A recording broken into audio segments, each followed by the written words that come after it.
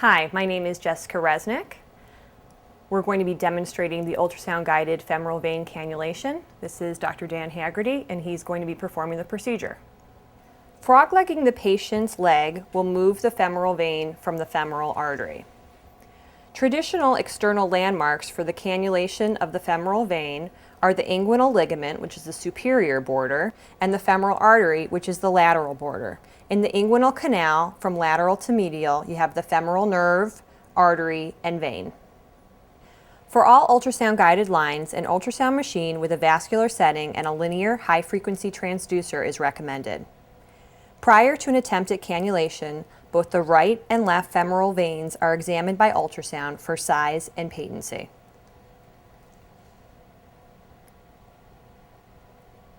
Dan has selected the right femoral vein. To distinguish the femoral vein from a lymph node, the femoral vein is compressible and receives blood from the saphenous vein.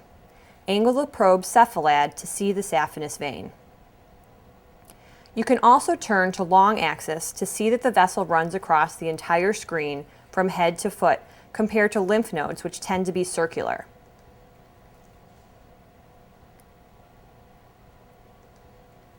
The patient has been prepped and draped in sterile fashion, and now we need to prepare the transducer.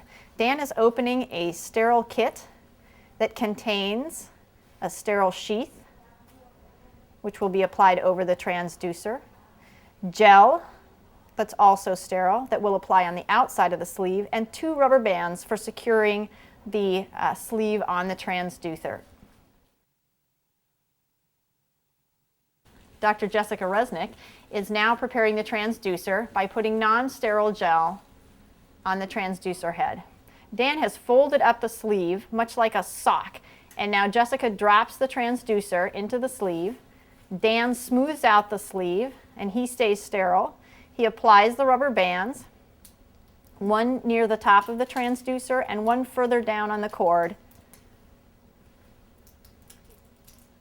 to keep the transducer cord sterile.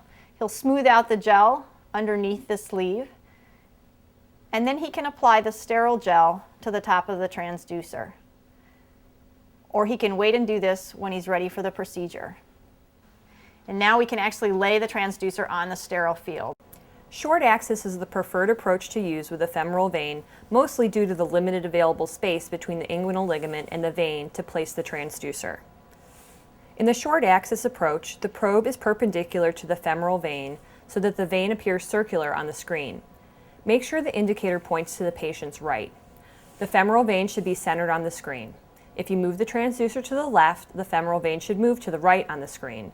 If you move the transducer to the right, the femoral vein should move to the left on the screen.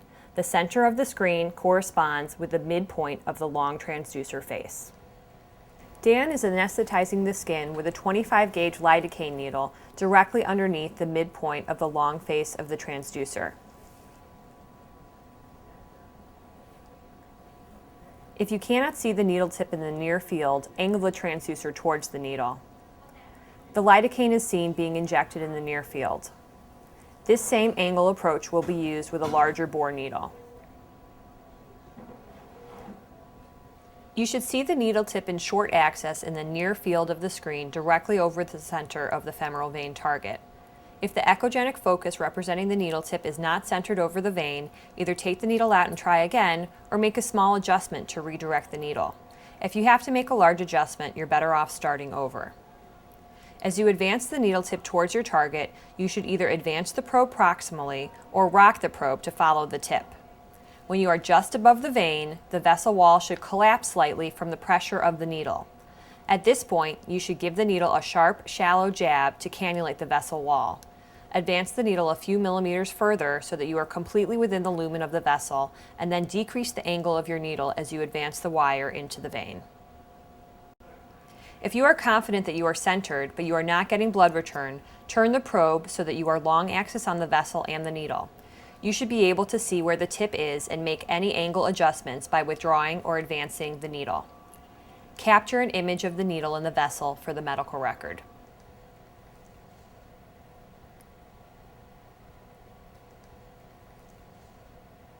This completes ultrasound-guided femoral venous cannulation. The two key principles in short axis are to follow the tip of your needle into the vein.